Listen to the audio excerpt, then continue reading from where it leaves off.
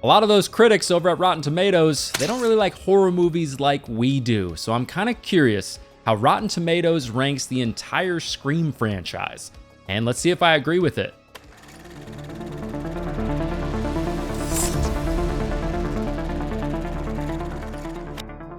All right, so in this ranking, there are 2 movies that are certified fresh, which means they have a tomato meter score of at least 75%. There is also a big surprise towards the end of this ranking that you do not want to miss, so stay tuned for that. Also, just a reminder, this will be sorted by the lowest tomato meter score to the highest tomato meter score.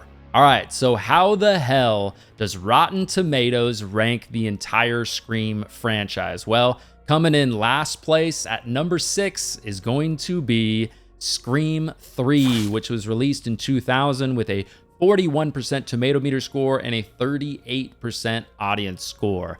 The critics' consensus for Scream 3 goes like this. Despite some surprising twists, Scream 3 sees the franchise falling back on the same old horror formulas and cliches it once hacked and slashed with postmodern abandon. And I can agree with some of the stuff there. There's definitely some repetitiveness for sure. I mean, the third entry in a franchise, in a horror franchise, you know what I mean? Definitely there. But, you know, because it's in last place, we'll go ahead and read 2 critic reviews really quick. So the first critic rated Scream 3 as rotten, and they said logic, motivation, suspense. Anything that might make the film frightening or resonant is buried under Dolby blams, medulla-shaming dialogue, and a rain of overdubbed hunting knife swings that grate like a 3 a.m. car alarm. Swing! No, but yeah, 3 a.m. car alarm. Yeah, that hits home for me. That sucks. I always hate that. I mean, I even went camping recently, and I swear somebody's car alarm did go off at 2 or 3 a.m. So yeah, that hits home for me. I can understand that, but I mean, there's some things in that are definitely true. Logic, motivation, suspense. I mean, it's the least suspenseful movie in the franchise, but anyways, we'll get more into that in just a second. One more critic review, because this movie's in last place. Let's do it. So this next critic said this movie was fresh, and they said still satisfying comedic schlock horror, but the premise is starting to wear a bit thin as the trilogy draws to its close. Because, you know, like a lot of other horror franchises did, of course, they were saying like, this is going to be the last Scream movie, right? But yeah, I mean, like I said, third entry in a horror franchise, you know, this movie's definitely the most schlocky in the franchise without a doubt. And I get it, you know, they pumped them out very quickly. We didn't have the long breaks that we had, you know, as of recent, you know, between like Scream 3 and Scream 4, big break. Between Scream 4 and Scream 5, big break. So people, I can understand, we're kind of getting a little, you know, a little over the premise, probably a little bit. And I get that. But yeah, so Scream 3, you know, regularly put on the back half of this franchise without a doubt. A lot of people have Scream 3 at the, you know, the very end of the franchise. I have listed it in the very back of the franchise for me. You know, Scream 3, there has been some things recently, especially that I've been really enjoying about Scream 3 when I go back and rewatch it, especially after Scream 5 and Scream 6. There's a lot of things in Scream 3 that I respect and I enjoy, and it reminds me of the old days. But yeah, so Scream 3, you know, it takes place 3 years after the events of Scream 2. Sidney's now essentially in hiding in the mountains. That whole kind of aspect of it is interesting, is, you know, kind of realistic, and I enjoy that. That's kind of fun. It's definitely the most, like I said, goofy, the most silly movie in the franchise, definitely. It's the least gritty in the franchise, in my opinion. And I would say it's like pretty much objectively the least gory in the franchise, which was on purpose. I mean, this movie, you know, early on in production, the Columbine thing happened, so they just really wanted to tone down the violence in this movie and definitely not set it, you know, in a high school setting, of course. You know, there was rumors that Stumacher had, you know, he's even said like he was supposed to come back in Scream 3, but they essentially nicked that idea because of, you know, everything that happened, you know, sadly at Columbine and all that. But I do really enjoy the Hollywood setting. I'm not going to lie. I mean, I feel like that's even more meta for a Scream movie. I enjoy that. Actually, going back and watching Maxine recently with all that Hollywood stuff, I can't help but think about Scream 3, without a doubt. I will say, though, Scream 3, in my opinion, is the worst intro in the franchise. And the intros in Scream are an important part of each movie. Obviously, Scream, the original, the intro is such a big part of what made that movie so iconic. And they put so much time and focus into a lot of the intros. And again, I just want to say every movie on this list, including Scream 3, is I don't dislike the movies. Every single movie in this franchise I enjoy to a certain extent. But yeah, worst intro in the franchise, in my opinion. One of the biggest gripes that I personally have always had with Scream 3 is with the voice changer in this movie. It just essentially gives Ghostface the ability to manipulate anybody, make them go anywhere he wants. It has a huge impact, of course, on getting everybody in one place at the end of the movie, and just veers almost into that supernatural side of Scream, which is very rare for the franchise. I mean, I get it. You could say Ghostface is almost supernatural because anybody that puts on the Ghostface costume can just kick everyone's ass, no matter how short or how big you are or whatever. And I get that. But this voice changer veered it into a weird territory for the franchise, in my opinion. I do enjoy the ending, though. I think it's really cool, like this old Hollywood home with like a dark backstory to it. Also kind of cool that it's the same setting for Halloween H2O. So, that's cool. But the reveal at the end is also a little bit different for the franchise. It's not a boyfriend or just a friend. It's literally Sidney's blood, with some dark links to her mom's kind of dark, cloudy backstory, which is interesting. I don't think the reveal is the worst in the franchise. I have a good time with Roman's reveal. I don't, though, like how it sort of undercuts Billy and Stu's reveal, saying that Roman was behind all of it. They were kind of just Roman's puppets. I don't like that aspect of it. And yeah, it's the least scary movie in the franchise. But yeah, I still have a good time with Scream 3. Do I have a problem with Rotten Tomatoes ranking it last? No, I don't have a problem with it because even though Scream 3 is growing on me in some senses, I still would have it around that 4, 5, 6 range. So yeah, not really a problem with that, but there you go. Scream 3 coming in at number 6. All right, up next at number 5 is going to be Scream 4, which was released in 2011 with a 60% tomato meter score and a 57% audience score. So the critics' consensus for Scream 4 goes like this. The franchise is showing its age, but Scream 4 is undeniably an improvement over its predecessor, with just enough meta horror and clever kills. Yeah, I mean, there's a lot of kills and a lot of gore in this movie. Definitely Scream 4 is trying to make that Scream movie at the time fit in with the time and, movies that we saw after this. But we'll talk about more of that in just a second. But yeah, Scream 4, it's a movie that I really, really enjoy. I mean, it's growing on me even more. In Scream 4, we've got Sidney back in Woodsboro after being away for 10 years. She shows up, we get that whole like weird looking glossy mess. Looks like the movie's been like rubbed in Vaseline or something. But anyways, yeah, Sidney's back in town in Woodsboro for her like book tour that she's doing there. But really, like, Wes Craven had to figure out a way with this movie. Of course, a huge gap between Scream 3 and Scream 4. And Wes had to figure out a way to kind of appease the old Scream fans while also, appeasing this new massive wave of horror fans that we got in the early mid-2000s, with movies like Saw and Hostel and all the remakes and all that. There was a huge wave of new horror fans that they were really into that whole like gore porn, just gritty, a certain look to the movie. And Scream 4 has some of that, even though it's a 2011 movie. But yeah, I think Wes did a good job with that and mixing the whole Scream formula with a little bit of that as well. And I enjoy it. I mean, I'm also just like a sucker for, I've got some nostalgia for that era, definitely. But, a big thing in Scream, of course, I didn't really talk about this in Scream 3, but with like the new cast members, Scream 3, I think the new cast members in that movie are pretty weak. Not bad, but pretty weak. In this movie, though, I do like the new cast members in this movie. I think they do a really good job. Hayden Panettiere is, a fan favorite without a doubt in the franchise. A lot of people were really stoked to see her back in Scream 6, but you've also got Emma Roberts, who does a great job in this movie, a good, solid actress, a great reveal at the end with her, which we'll talk more about in a second. But it was kind of weird that Wes just brought all these new characters in, and a lot of them were pretty damn good, and then just decided to pretty much kill them all off. That was a little bit weird to me, but I think one part about Scream 4 that's definitely divisive is the intro, which I actually enjoy. I like it. It's not my least favorite in the franchise. It's kind of middle of the road, and I have a good time with it. Yes, is it silly? But I do think the intro in Scream 4 fits not only the tone of the era, but also the tone for this movie specifically. We also get 5 kills in the intro for Scream 4.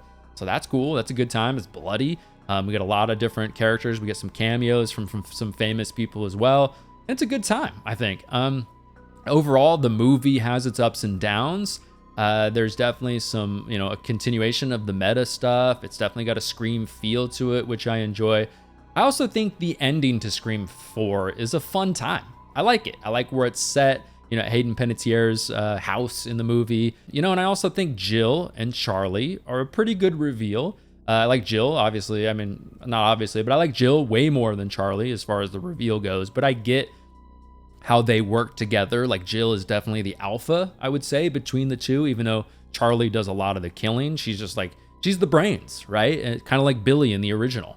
He was the brains between Billy and Stu in some ways. Of course, like, it's cool how in Scream 4, Jill almost gets away with it. I mean, I wasn't able to watch Scream 4 in theaters when it came out, but I'm sure, especially when it came out, you were probably like, oh, wait, are we going to do what a lot of us have hoped that Scream has done for a long time, which is have a killer survive till the end? I mean, they did reveal the killer, but still have somebody survive and be in the next movie potentially. But yeah, we get the whole cool scene at the hospital. I'm a sucker for hospital horror settings. That's always fun, with Jill and everybody else fighting it out, which is a good time.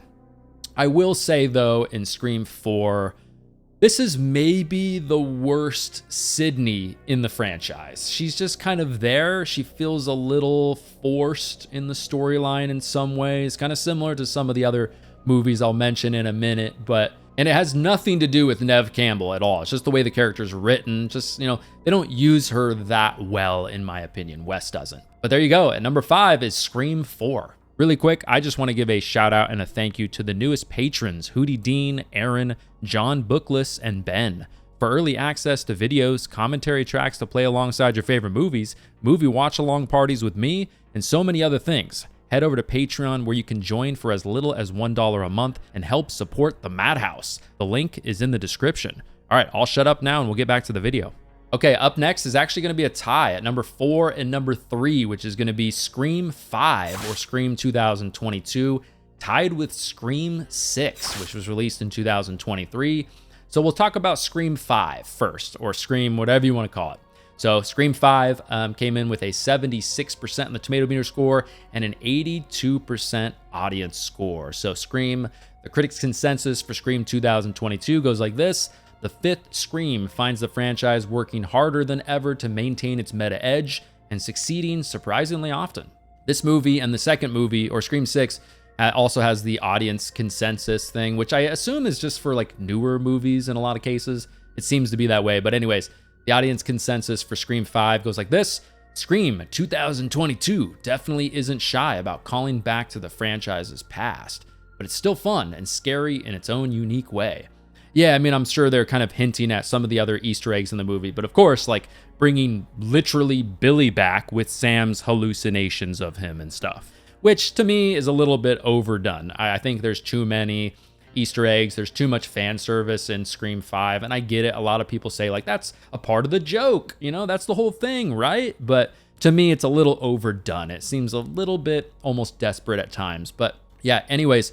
So Scream 5, Scream 2022, Scream, whatever you want to call it, right? This movie is kind of an interesting one for me because it has a lot of ups and downs. I would say, unlike the original Scream movie, the first one, which every time I watch that movie, I pick up something new. I appreciate it even more. It's so cozy.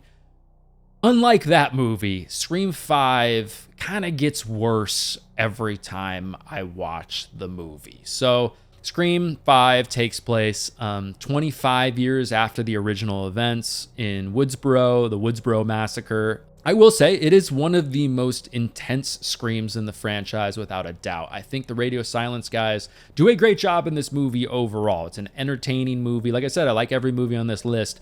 But they do a great job also with the intensity of this movie. There's some moments that are definitely like just pretty tense. I mean, that's just the word I want to use for it because it just fits.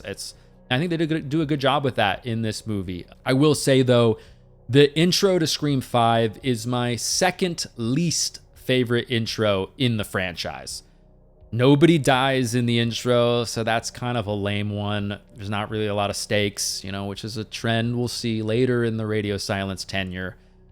But yeah, I mean, yes, it's got Jenna Ortega in the intro, and she does an amazing job. She basically carries that intro for how like clunky and just kind of meh it is. But she's great. I mean, I've got to talk about in Scream 5, Dewey's death. I have talked about this before. If you're familiar with any of my Scream videos, especially about Scream 5, I'm not a fan of Dewey's death. Yes, Dewey is a silly character with a lot of moments where he makes stupid decisions, and he's been through some shit and almost has been killed many times because of his, it's just silliness and bad decisions in some ways.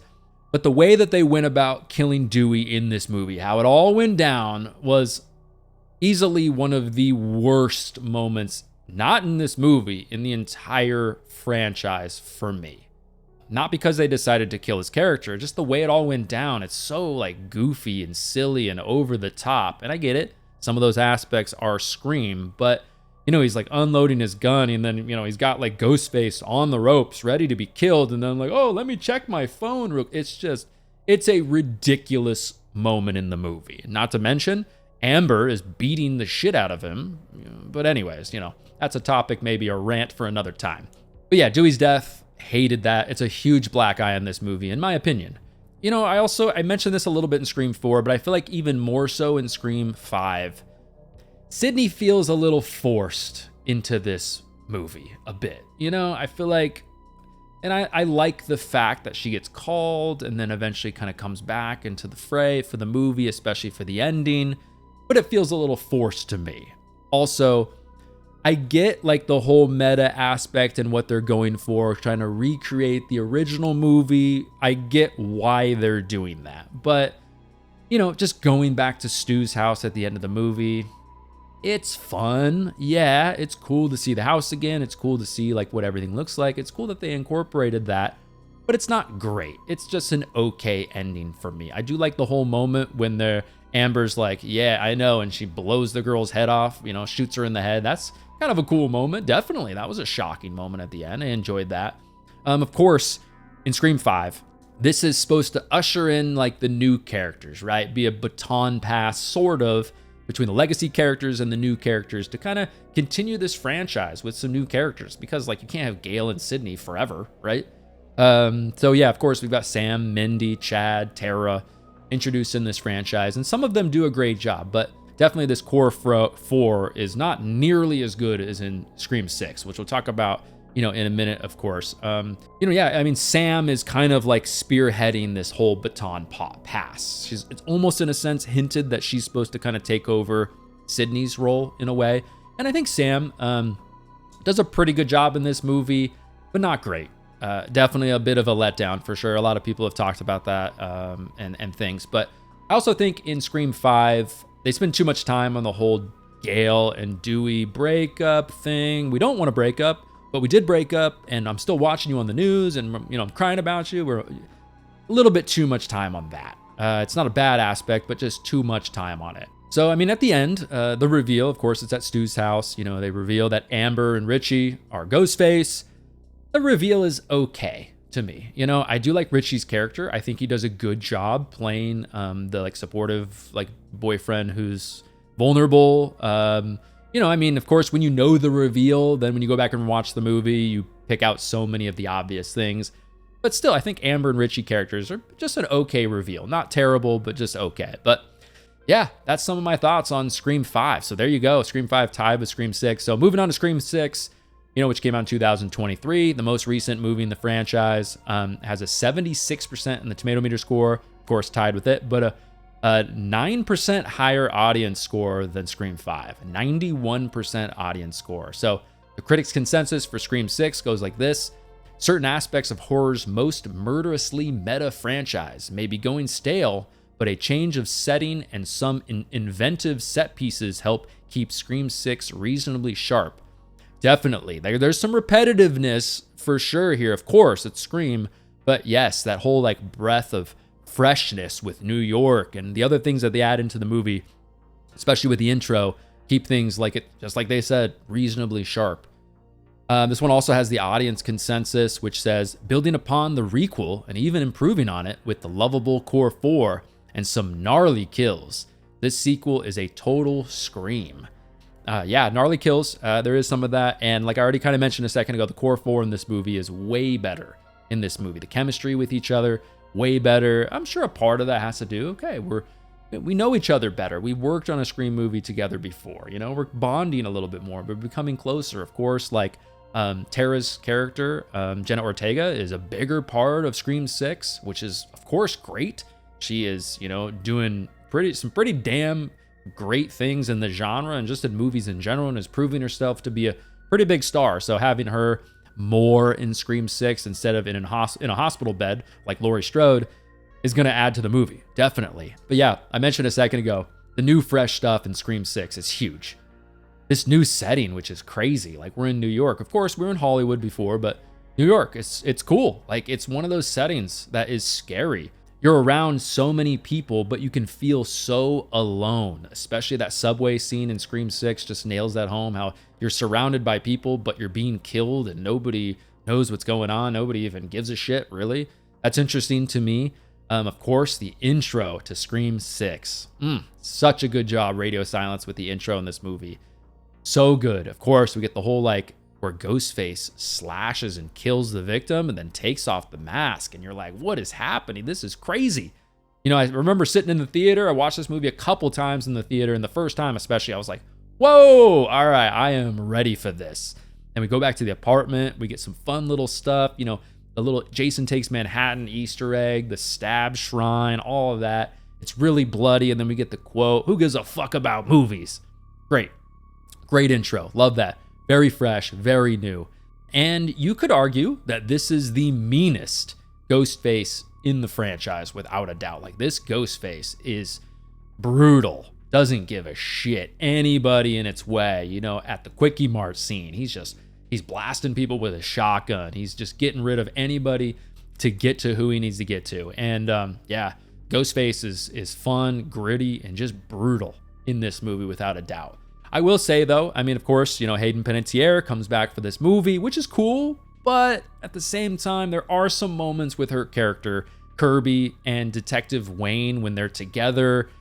You're just like, this is kind of painful to watch. It feels like a bad afternoon episode of Law and Order or something. That was kind of painful. Like, there's these moments in Scream 6 where you're like, man, I'm enjoying this ride. This is so good. And then all of a sudden you get these scenes, like that scene, when they are together and you're just like, ooh, why? What's happening here? I will say, and one of the things I want to mention that's a mistake in this movie is there's kind of too many tropes in Scream 6. For me, one of them, and I get it, some people will say like, oh, that's the point. But Chad has a lot of moments in this movie where he has a clear, obvious chance to kill Ghostface. You're like, come on, man. Come on. Things like that. But Chad is great in this movie overall, though. Really like Chad. Probably my favorite character in Scream 6. He's very likable. But of course, the plot armor thing in Scream 6, you got to mention that. Pretty much bullshit. Like the fact that the Scream 6 doesn't have stakes. I mean, if Scream 6 had the balls to give you like a shocking kill, that would have elevated this movie for a lot of people, including me, without a doubt. I mean, Chad, yeah, gets stabbed like your grandma's pincushion like 400 times and then just says like, hey guys, I'll be okay. See you later. Even Mindy gets like gutted and then runs at the end back to the ambulance to see everybody. Hey guys. I don't know. That's whatever morphine she's on. Hot damn, that must be some good morphine. But, you know, stuff like that. It's a little bit weird. The ladder scene in Scream 6, very intense. That's a great scene. I think shot really well. Yeah, they kill off a character. Shows some stakes, I guess, but it's really a throwaway character, really. But I want to talk about the end now. So at the end, we get some fun fights. The blood and guts at the end is fun. The kills are fun at the end. But the end is where Scream 6 really falls off the rails for a lot of people, and I'm one of them in some ways. I mean, I don't like the reveal at the end. I think the reveal in Scream 5 was fine. So you're going to tie Scream 6's reveal all back to Richie, a character people are just kind of like, I would say whatever about, or at least for me, I'm just kind of like, yeah, it's fine, but why are we making another movie about a character I don't really care all that much about? So yeah, I mean, at the end of the movie, this movie was flying pretty high for me and then deflated pretty fast at the end. I was definitely disappointed. And I'll remember that, like my feeling in the theater, like it was, like it was yesterday. Yeah, I mean, Scream 6, it's a good time. I have a really good time with Scream 6. There's definitely some flaws to it, but there you go. Scream 6 coming in tied with Scream 5 at number 4 and number 3. All right, everybody, buckle up. At number 2 is going to be Scream from 1996. Certified fresh at 81% on the tomato meter score and an 80% audience score. Yes, I just said the original Scream at number 2. I just said that. All right, buckle up. Like I said, hold on to your butts. The critics' consensus for the original Scream goes like this. Horror icon Wes Craven's subversive deconstruction of the genre is sly, witty, and surprisingly effective as a slasher film itself, even if it's a little too cheeky for some. Oh boy. Okay, so Scream 1996. So I forgot to mention with Scream 6 and Scream 5. Do I agree with those movies being in that spot? Before we get to the original Scream, I would have Scream 5 later on in the franchise for me. Scream 6, no problem with that. But all right, let's talk about the original Scream here for a second at number 2. So I definitely disagree with this. The original Scream for me is one of the greatest horror movies ever made. Yes, some of that has to probably do with my age and when the movie came out, but anytime you have a movie that completely changes the genre, I mean, come on now. But not only is this movie very important for the genre and was such a pivotal pivot for the genre, especially slashers were struggling in the 90s, but it's also iconic and so damn fun. I mean, come on now. So, I mean, let's start listing off some reasons why. I mean, the original Scream has been talked about by everyone ad nauseum. So I'm going to try to say some things that are maybe new and give just kind of my personal perspective on the original Scream here. So, in my opinion, the original Scream is the best intro in the franchise by a mile. I mean, it is not even close. And I know that's not like a unique take by any means. It's an incredible intro, one of the greatest intros ever in horror history, without a doubt. Of course, Drew Barrymore's character getting killed off in that sort of a way, being introduced to the Ghostface, Roger Jackson's voice, which to me also, I will say, Roger Jackson, he is the best in this movie. He's in every movie, but in this movie, I think Roger Jackson's performance is the best in the franchise. People's voices change over the years. I think Roger Jackson in this movie as Ghostface is incredible. There's also something to be said about this movie. Of course, it's the first, so it's got that none of the other movies will ever have. That newness, that freshness, that uniqueness. But there's something to be said about the people on set not hearing Roger Jackson's voice as Ghostface before. The actors in the original Scream were genuinely scared of his voice. Wes Craven had him in another room, on a phone calling the actors. They had never talked to him before. He stayed away from them on set. There's something to be said about the actors genuinely being afraid of his voice. Whereas in the sequels, they're only pretending to be afraid of his voice and acting that way. Something to be said about that in the original Scream, which I think adds just that little extra to those moments with Ghostface, without a doubt. To me, not only is this the best Ghostface in the franchise, in my opinion, but this is the best Sidney in the franchise, in my opinion. And a lot of people will say that Sidney in Scream 2 is better because she's more badass. She's kind of 2 steps ahead of Ghostface, but I think Sidney in the original Scream is the best in the franchise. And it's because you see, of course, within her, you see some of that strength, some of that, like the badass side of her within her, but she's still innocent. She hasn't yet been jaded, especially in the first half of the movie. She hasn't yet been jaded as a character by the events that have happened. Of course, the terrible things that happened to her mom have affected her, but she still hasn't been totally changed yet. So we still get to see that aspect of her, which is amazing. I also think, we got to talk about the reveal a little bit and all that kind of stuff, but even before the reveal, the chemistry with Stu and Billy is amazing in this movie. I think it's great. I think they play off of each other so well. You get that vibe of okay, this one's clearly kind of the brains, and Stu is clearly, like more of the muscle, more of like the funny, silly guy. They just play off each other so well. Of course, you get Randy in this movie. The introduction to Randy, in my opinion, one of the greatest characters in all of horror history. In my opinion, love Randy.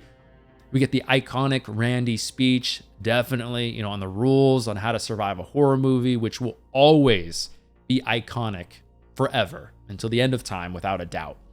She never showed her tits till she went legit, right? Thanks, Randy. But the original Scream will always be one of the coziest horror movies for me, without a doubt. I can put this movie on any time of year, any time of day, and just feel like if I'm having a bad day or a great day, it doesn't matter. It's always going to put me in a good mood regardless. And it's just always going to give me that cozy feeling. There's just this feeling with the original Scream that's almost indescribable to me with just words. It's just, the original Scream is just like perfection to me. I think it's the perfect storm of like every single one of these actors in this movie, and also Wes Craven, kind of being at their peak at the same time, and then just coming together like a perfect storm in this movie. Just so damn good. It's also the one movie in this franchise, some veer too much into the silly side, some go really dark and gritty in some ways. This movie is the perfect blend of the scary with the silly. It's just the best. It just really is. I mean, you got Marco Beltrami's music in the original Scream. We're introduced to that. It's incredible. But yeah, the original Scream from 1996, it's just a perfect 10 for me. So there you go. I mean, yes, I disagree at having it at number 2, Rotten Tomatoes. But there you go. The original Scream from 1996 at number 2, not on my list, on Rotten Tomatoes list. All right, and of course, coming in at number 1, according to Rotten Tomatoes, is going to be Scream 2, which was released in 1997, certified fresh at 82% in the tomato meter score and a 58% audience score. So a huge difference between the tomato meter score and the audience score. I mean, the original Scream, 81% and 80%. This movie is a huge difference between that. So that's kind of interesting. The critics' consensus for Scream 2 goes like this. As with the first film, Scream 2 is a gleeful takedown of scary movie conventions that manages to poke fun at terrible horror sequels without falling victim to the same fate. Yeah, I do really enjoy that. I mean, of course, we get all the meta horror stuff in the original Scream, but now in Scream 2, of course, with Randy and everybody, you're kind of talking about like the hilarity with horror sequels, which is fun. It's a great time. So because this movie is number 1, I'll go through 2 critic reviews real fast. So one critic rated Scream 2 as rotten, and they said, too serious to be funny and too lighthearted to be scary. Some of the characters in it talk about how sequels are inferior products, and the movie they're in doesn't prove them wrong. I mean, I would disagree with that without a doubt. Scream 2 is amazing. I have a great time with Scream 2, one of the better horror sequels that I can think of off the top of my head, and a really damn good time. So the second critic review that we're going to read here said Scream 2 was fresh, and they said a clever parody of the sequel trend. Once again, we are treated to a movie mocking its own conventions. Some great comic and terrifying moments, but suffers for not being as original as the original. And yeah, I mean, like a lot of sequels, like it just suffers from that. Like if this was a standalone horror movie, it would be elevated a notch.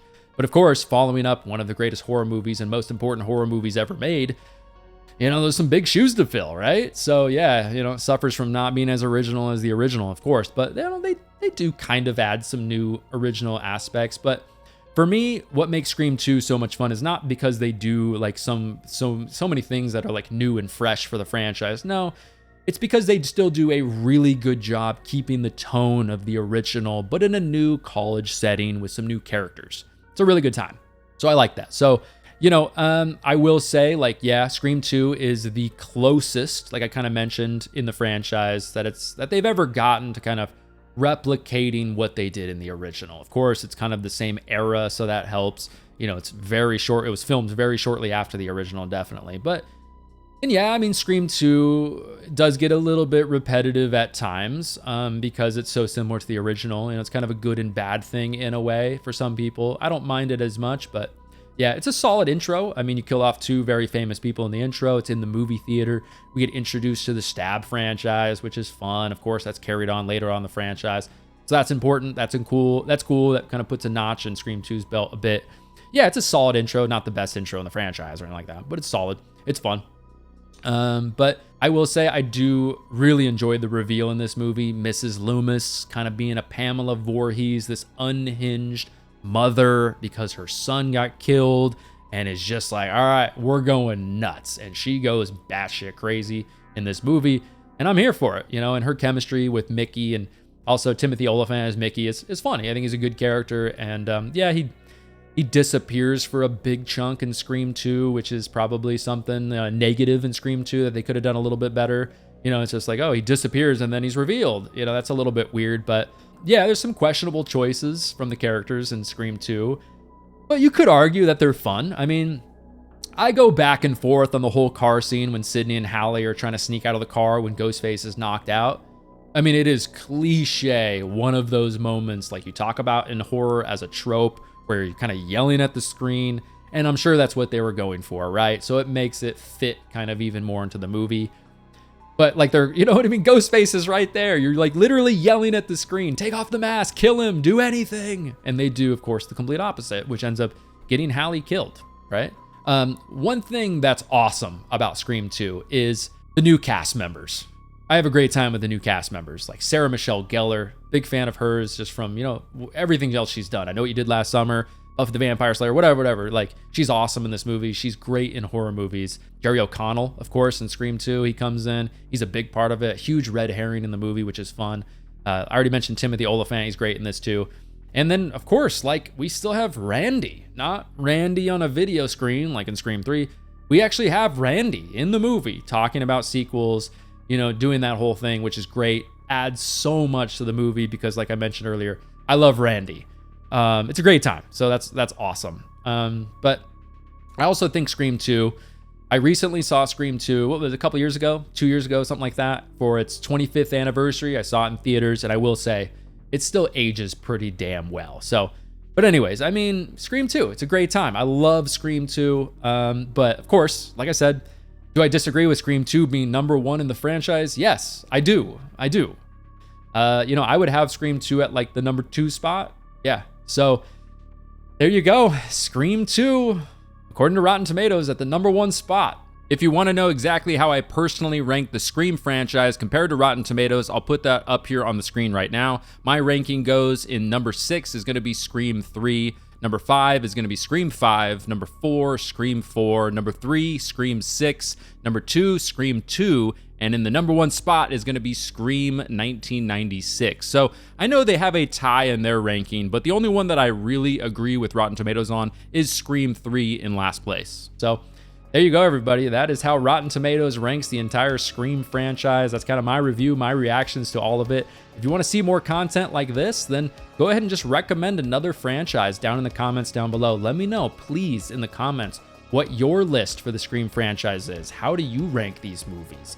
What do you like about them? What do you not like about them? But anyways, everybody, if you want some more content from me right now, go ahead and check out one of these videos next to me. I also have a very similar video to this, how Rotten Tomatoes ranks the entire Friday the 13th franchise and the Halloween franchise. So go ahead and check those out. But anyways, everybody, subscribe for more content in the future so you don't miss it. But I will talk to you all in the next one.